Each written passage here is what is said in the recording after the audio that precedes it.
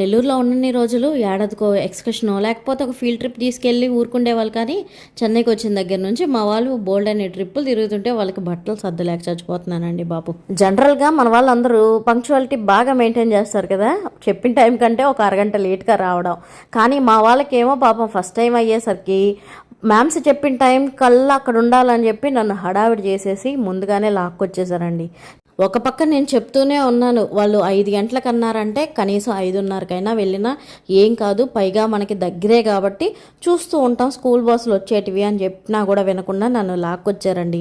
కానీ ఫైనల్గా 5 o'clockకి మేము వెళ్తే 7:30 దాకా కూడా కొంతమంది పిల్లలు రాలేదన్నమాట. ఇలా లేట్గా వచ్చిన పిల్లల్ని చూసినప్పుడు నాకైతే కొద్దిగా జెలస్ అనే అనిపించిందండి.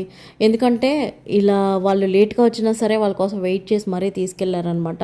కానీ మా చిన్నప్పుడేమో నేను ఒక ఎక్స్కర్షన్కి వెళ్ళేటప్పుడు 7 o'clockకి వాళ్ళు రమ్మంటే 7:10కి జస్ట్ 10 minutes లేట్ అయ్యానండి.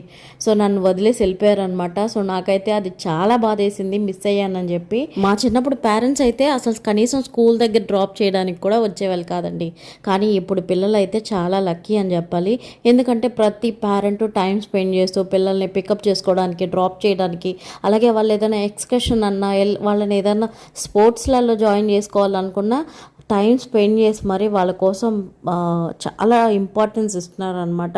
సో ఎంతమంది పిల్లల కోసం వెయిట్ చేస్తూ ఉన్నారో మీరే చూడండి.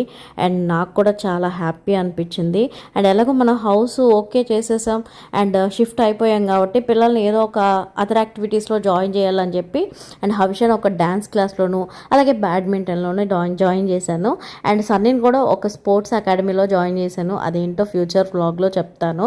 వాటికి కావాల్సిన థింగ్స్ తీసుకుందామని చెప్పి సండే రోజు డెకత్లాన్కి వచ్చామండి. కానీ అక్కడ ఏంటంటే డెకత్లాన్లో వెయిట్ లిఫ్టింగ్ కాంపిటీషన్స్ జరుగుతూ ఉన్నాయన్నమాట.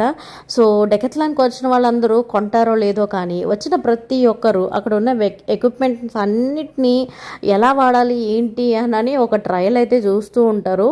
మా వాళ్ళు కూడా అదే చేస్తున్నారనమాట.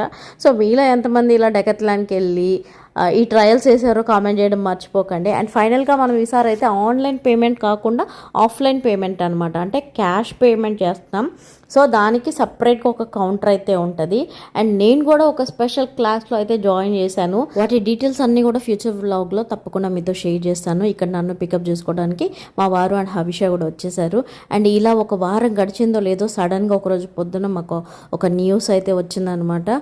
సో సడన్గా నెల్లూరుకి వెళ్ళాల్సిన అవసరం వచ్చింది. అండ్ పిల్లలు స్కూల్కి వెళ్ళినా సరే వాళ్ళని పికప్ చేసుకొని అండ్ వెంటనే నెల్లూరుకి అయితే స్టార్ట్ అయిపోయాము.